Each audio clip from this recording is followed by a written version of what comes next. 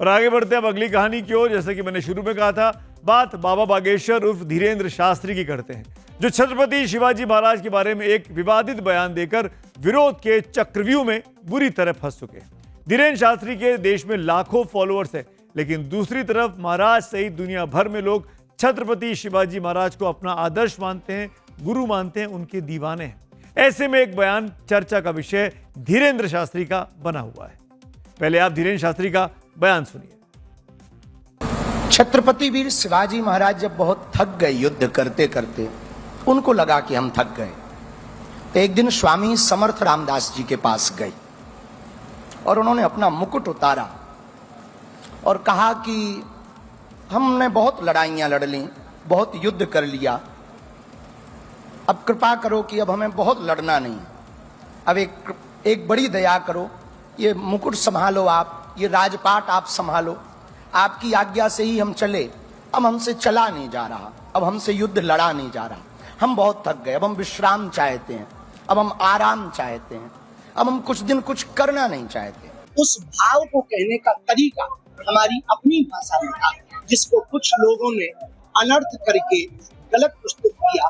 किसी को उससे ठेस पहुंचा हो तो हम उसके लिए हृदय से क्षमा प्रार्थना। सुना आपने क्या कहा, और ठेस पहुंचा हो तो माफी मांगते हैं।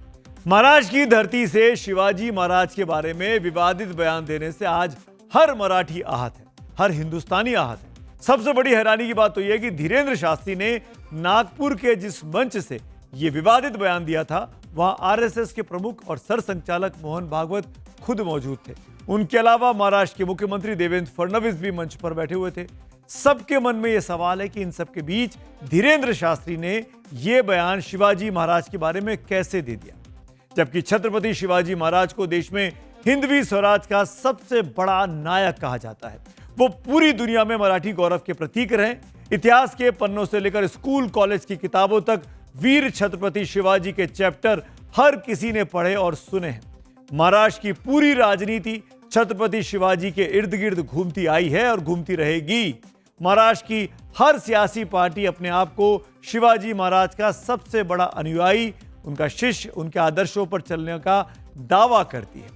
ऐसे में धीरेन्द्र शास्त्री के एक विवादित बयान से पूरी महाराष्ट्र सरकार बेचैन हो गई है। पूरे महाराष्ट्र में बवाल खड़ा हो गया है। लोग सड़कों पर उतरकर विरोध प्रदर्शन कर रहे हैं। लोग इतने नाराज हैं कि धीरेन्द्र शास्त्री के खिलाफ एफआईआर की अब मांग की जा रही है।